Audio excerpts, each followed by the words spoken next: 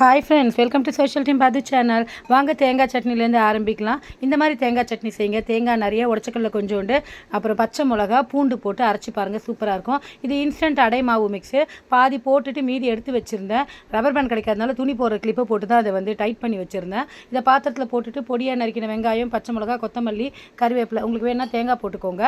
அப்புறம் தண்ணி விட்டு நல்லா கலரி விடுங்க ஃப்ரெண்ட்ஸ். உப்பு போட வேண்டாம். நம்ம எப்போதும் கரைக்கிற மாதிரி தான் நல்லா கரைச்சிக்கலாம். ஒரு 10 நிமிஷம் மூடி வச்சிடலாம். அதுக்குள்ளே சட்னியை தாளித்து விட்டுக்கலாம். இவ்வளோதான் ஃப்ரெண்ட்ஸ்.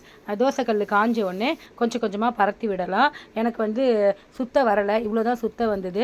இது வந்து இரும்பு கடாய். ஒரு சப்ஸ்கிரைபர் சொல்லியிருந்தாங்க நான்ஸ்டிக் யூஸ் பண்ணாதீங்கன்ட்டு. நான்ஸ்டிக்கே யூஸ் பண்ணுறதில்ல, இதுதான் அது.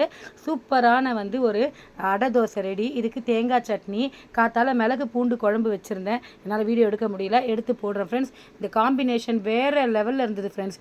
நீங்களும் அடை தோசை எப்படி பண்ணுறீங்கன்றதை கமெண்ட் பண்ணுங்கள். Bye friends.